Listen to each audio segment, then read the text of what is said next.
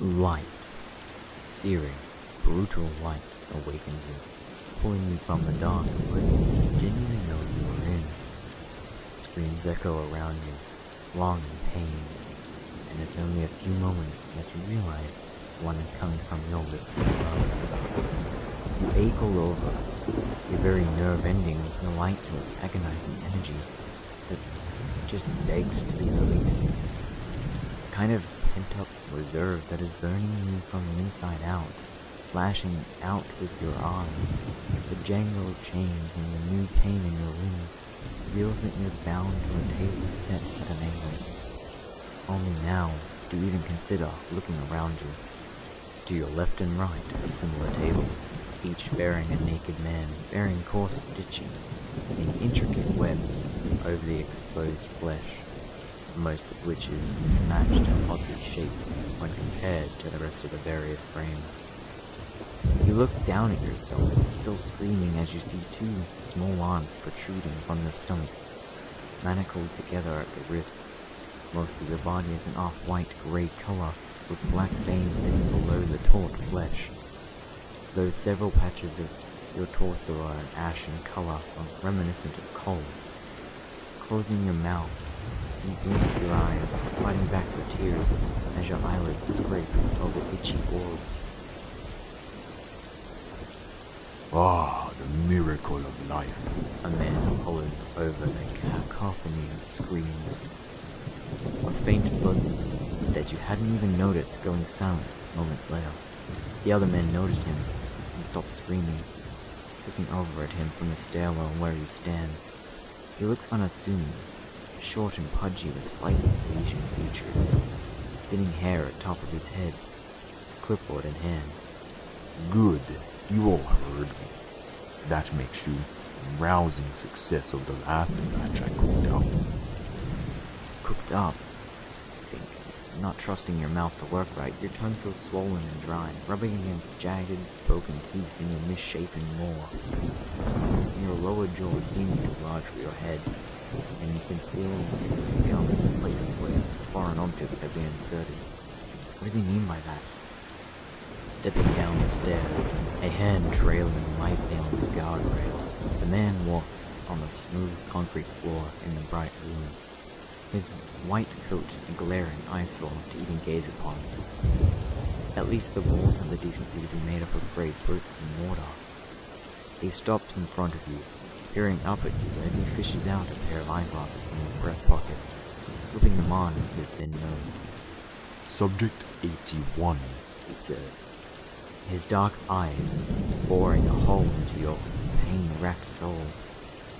You have been marked as most likely to be sentient among your new brethren.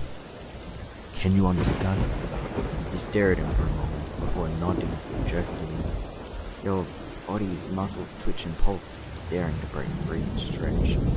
Your skin feels tight over your mass, like the skin of an overstuffed sausage. Can you speak? He asks, pulling up his clipboard and clicking a small pen. Try and say your name. I can't remember. You grit out around the sharpened points of your mouth, your jaw sliding and touching your neck as you speak, your chin virtually at a 90-degree angle from where it normally sits. Well, you can sort of talk, I suppose that's something, and you have no memory of your name. Obviously, language has survived in that procured brain of yours. How about that memory? Tell me something you'll remember. You lower your head, amazed at how your neck can stretch. Staring at the small man, you feel almost overwhelmed with the desire to hurt him. He hurt me. He killed me, you suddenly, causing your head to roll up at a vicious thought. You growl, an audible rumbling. Murderer. Ah, you retain those memories. How unfortunate. The man scribbles down a few notes before looking back up at you. Yes, I had you euthanized, along with the 8 other men that you are composed of. Do you remember what dying felt like? The memory is all too fresh now that he's asked. You remember sitting in a room with dozens of other men, all naked. The room was stark white, with one entrance and 4 vents. no other decorations. And suddenly, orange clouds billowed out from the vent, gas which caused the men around you to scream and bleed wherever the mist touched. Sores opened up, and skin peeled away. You remember how the other men clawed at you, climbing over you in an attempt to escape. You remember falling to the ground, one of your legs broken, and the mist rolling over you. Now in retrospect, you realize it took over 3 minutes to die. 3 horrible minutes. I'll take your groaning as a yes. Well, that will never do. If you remember how you died, you will inevitably come after me.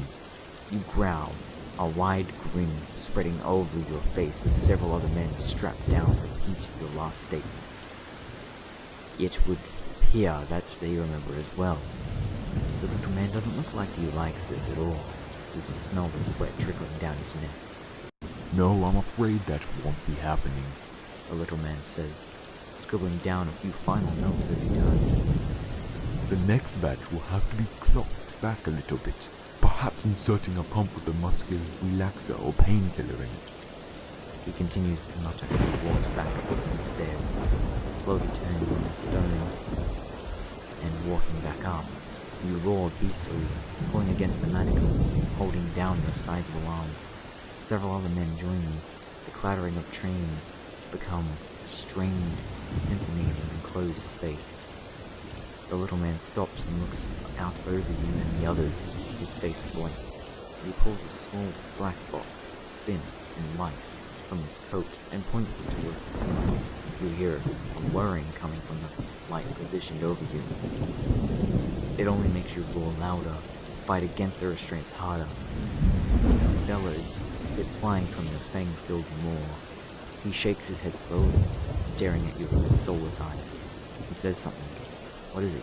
You can't hear him over the din of chaos coming from your brothers, and that incessant whirring noise. What in the world is that? Turning to look up the light, you squint to make out a thin pipe extending down from the light, which is actually 5 lights clustered together. Looking around you see pipes coming from a cluster of lights, stopping about a foot from your brothers' faces. And when that happens, the orange mist squirts out from the pipe, dousing the roaring men in a dense fog of death. Their roars of anger, turning to cries of anguish, and their skulls begin to hemorrhage, their eyes melting from their eye sockets, as their tongues swell and burst. Looking quickly at your own pipe, you watch it shiver, almost in excitement, before it sprays you, and then, you slip once again into oblivion. You wonder, how many times will this happen to you, before you can finally rest? Well guys, that was Subject 81, a creepypasta that's kind of like a weird doctor experimenting on human beings, almost a little bit like a Killing Floor situation, in a sense, with the whole, like, weird mutations and additives and stuff that they've done. Anyway, let me know what you thought of that in the comments below. I actually kind of liked it. It's a little bit disturbing as well. If you liked it, leave a like. Dislike it, dislike it. Subscribe to this channel, and if you do, you'll be able to get notified. You can join my Discord, the link to do so is in the description below. I do giveaways every now and then on there, and why not come and have a chat to us. But as always, thank you so much for watching.